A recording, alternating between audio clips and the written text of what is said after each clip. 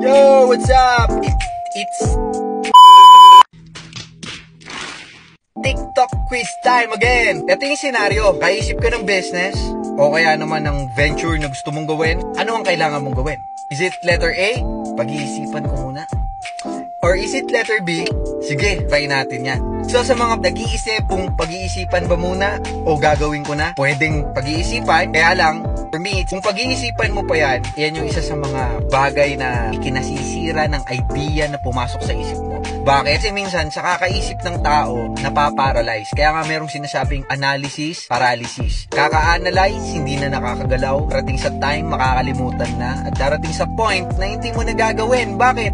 Naunahan ka na ng takot dahil kaka-analyze mo, baka malugi ka, baka hindi kumita, baka hindi maging successful. Right answer is letter B. So sa mga nag-iisip naman ng letter B, kung action agad, kailangan mo namang gawin is pagandaan mo. Dapat you are ready enough. Of course, dun sa capital na gamitin mo, dapat meron yan. Pangalawa naman, tibay ng dibdib. Bakit?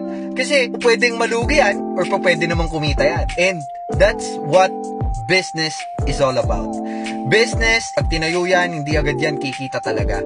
Minsan talaga matutumal yan, minsan naman talaga malulugi yan. Kasama yun dun. Kaya lang, the best decision na gawin mo agad kung ano yung idea na nasa utak mo para hindi mo makalimutan. Kasi alam mo ba, na kaya mo naiisip yung mga idea na yan, it's because pinapakita sa'yo yan ni Lord.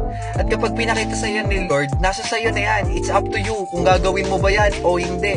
Kasi lahat ng tao sa mundong ito, we are all given the same ideas. Kaya lang, kukunti lang talaga yung gumagawa ng idea na pinapakita sa kanila. Kaya yung mga tao na nag-isinasagawa or isinasabuhay or nagte-take action agad, pag nakita yung idea na yon, sila talaga yung nauuna. Kaya nga, di ba? Minsan makikita mo, uy, meron na palang Tapsilogan dito. Naisip ko yan eh. Uy, meron na palang ano dito, car wash. Naisip ko yan eh. Naisip mo lang, pero hindi mo ginawa. That's why, huwag mo nang pag-isipan, huwag mo nang i-analyze. You need to take action. Gawin mong possible because all things are possible. Okay? God bless!